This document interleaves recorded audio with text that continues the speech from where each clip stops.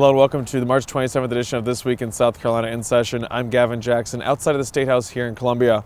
Well, the Senate was in session today, even though the House is not there. The House is out for spring furlough this week, but the Senate was in. They actually met. The Senate Finance Committee met this morning and this afternoon right now to continue debating the $8.2 billion budget, which they're still working their way through. And that's why we saw the Senate adjourn pretty quickly today. They were in for less than an hour. But what we did see on the Senate floor was some interesting activity, including some discussion about the personhood bill that is still on the Senate floor but has been stalled, and also some activity regarding SCE&G and possible reductions to customers' bills as a result of the nuclear debacle involving VC Summer and that failed project to create 2 new nuclear reactors there. We heard from Senate Majority Leader Shane Massey today detailing a report that came out just today that the Senate has commissioned to look at how much money the ratepayers of SCE&G could get back from SCE&G should lawmakers reduce their rates, reducing that nuclear premium, that 18% premium that SCE&G customers pay every month to SCE&G for that failed nuclear expansion project.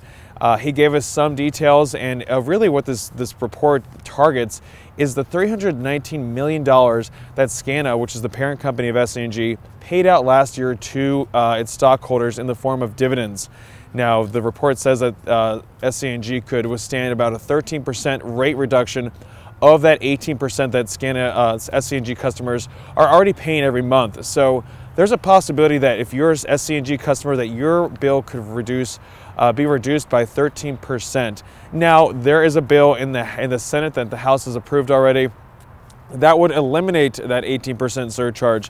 Now, I think that might be a tall order in the Senate at this point, but regardless, it sounds like there will be some room for them to reduce that rate going forward. We spoke with Senate Majority Leader Shane Massey about this after he spoke about it on the Senate floor. So we have his comments on the Senate floor, and stay tuned for some of his comments afterwards when we caught up with him. Let's listen to those right now.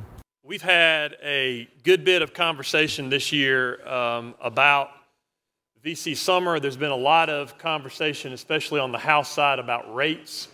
The House has passed a bill, H 4375, that would set an interim rate.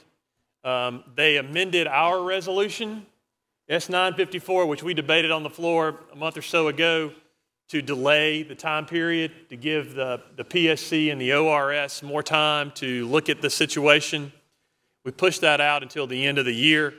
The House amended that resolution and sent it back with an interim rate on it.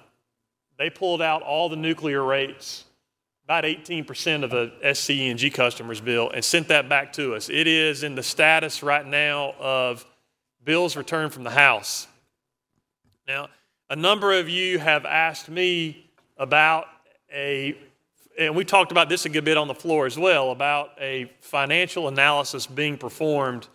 The Senate hired a group to conduct an analysis of SCE&G's financial condition, specifically in relation to what we might be able to do with an interim rate. It was limited to that scope.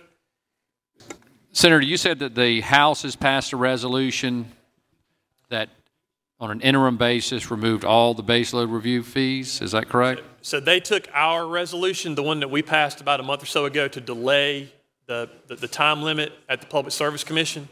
They amended that they kept everything that we had in it, but then they amended it to do a rate over that time period. So it would be a rate that would apply for SCANA customers through the end of the year, essentially.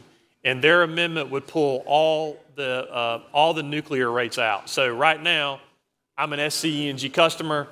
Roughly 18% of my bill is devoted to VC Summer. The House's amendment would pull all that out. I think this study confirms what people who've really been paying attention to this situation for the last 8 months really understood to be the case anyway. And that is what SCE&G has been telling you is just not true from the very beginning. And this is financial backing from an outside consultant who backs that up. So now, does it help you if you want to pull all 18% out? I don't know about that, because they did express some caution there. But it certainly confirms that you can have a significant reduction in these nuclear rates without this terrible, catastrophic financial apocalypse happening to SCE&G as they have been claiming for a while. And like I said, the Senate Finance Committee continued to hash out details of the $8.2 billion budget that is currently before the committee right now. The committee is made up of half of the 46-member Senate and met before and after session today. It will be interesting to see how much longer the budget takes to get out of committee, especially since Shane Massey said he'd like to debate that joint resolution to reduce SCE&G customers' rates before the Senate takes up the budget and before spring recess next week, which of course afterwards signals the arrival of the budget on the Senate floor that second week of April. And I also asked Senate Majority Leader Shane Massey about comments made by Senator Richard Cash earlier on the Senate floor today involving the personhood bill that he's taken over sponsorship of. Now that bill would basically say that any fertilized egg is a human life and would essentially almost outlaw abortion statewide. Now this has given some conservative Republicans, especially even the pro-life conservative Republicans, some heartburn about its potential ramifications and potential legal challenges should this bill go forward.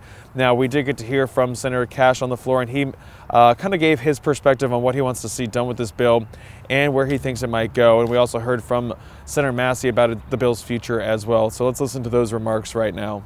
For 20 years, we have had introduced in this state legislature a personhood bill to recognize the right to life of unborn persons. For 20 years, it has been kept from the floor of this Senate for debate. Some people just don't want to talk about it. Others definitely don't want to have to vote on it. But the fact remains that last year and this year and next year, more than likely, God forgive us, over 5,000 human beings will be killed in these abortion centers across this state. On average, that's about 16 a day.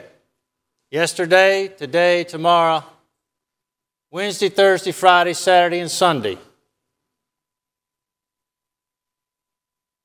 So I just come to you today knowing that we're in the midst of a very important budget, and also knowing that as a Senate, we have not had the fortitude and the willingness to take up what is in fact the single most important issue facing this state, and the single most important issue that will face this state until we bring the end to the killing of the unborn babies in this state. I don't know, we've had some conversations about that internally. My impression right now is that the bills don't have the votes that they need in order to come up, but that could change any time. But I mean, I think that's a real possibility that you're going to see some conversation on the Senate floor about life-related issues at some point before the session's over. And before the Senate wrapped up today, senators did unanimously approve a bill that would let marching band participants in high school count their activity as physical education credits. There's a similar bill in the House that this bill will now join that House lawmakers could take up once they get back next week from their spring furlough. And like we said, the Senate will be off next week, but the House will return next week. So stay tuned this week as we continue to cover Senate activity and see where the $8.2 billion budget goes. Like we said, it's still in committee as of right now. It's still being debated right now, but it could end up being moved out as early as Wednesday or Thursday, at which point we will likely see that debate that Senator Massey was talking about over that new report looking at SCE&G's financials and the possibility of reducing rates for SCE&G customers. So stick with SCE TV this week and throughout the remainder of session as we march closer towards that May 10th deadline day, the last day of session on May 10th. We continue to bring you updates every Tuesday, Wednesday, and Thursday, live at 7 p.m. on SCE TV's Facebook page, our YouTube page, and my Twitter account at Gavin Jackson. Also, check out the South Carolina Lead podcast, where every Tuesday, like today, we drop a new podcast talking to reporters who cover the issues up here at the State House and get more insight on those top issues. You can subscribe on Apple Podcasts or wherever you find podcasts. And be sure to continue to listen to South Carolina Public Radio every day for daily news coverage. I'm Gavin Jackson at the State House here in Columbia.